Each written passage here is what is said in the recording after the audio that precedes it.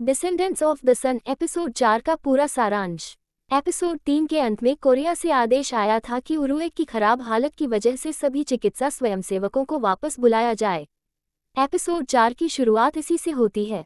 मो योन अपने मरीजों का इलाज अधूरा छोड़कर जाना नहीं चाहती थी, इसलिए उसने बहुत मना किया, पर अंत में उसे मजबूरन कोरिया लौटना पड़ा।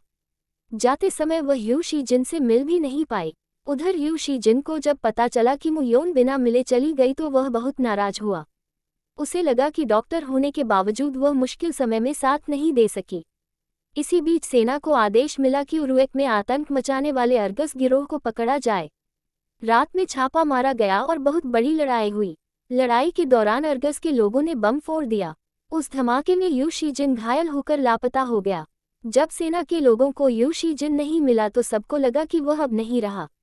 उसका सबसे करीबी दोस्त सी देई बहुत दुखी हुआ। कोरिया में बैठी मो योन को भी यह खबर मिली कि उरुएक में एक कोरियाई सैनिक लापता है। वह तुरंत समझ गई कि यह यू शी जिन ही है। वह ये खबर सुनकर चैन से नहीं बैठ सकी। नौकरी और सब कुछ छोड़कर वह फिर से अकेले उरुएक वापस चली गई ताकि अपने मरीजों की और यू शी जिन की मदद कर सके।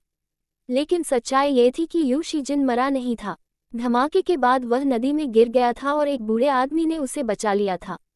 उसके पास न हथियार था न फोन। वह किसी तरह जंगल से होते हुए अपने बेस तक पहुंचने की कोशिश कर रहा था।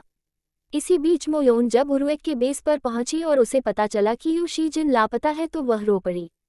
उसे अफसोस था कि वह उससे ठीक से बात भी नहीं कर पाई।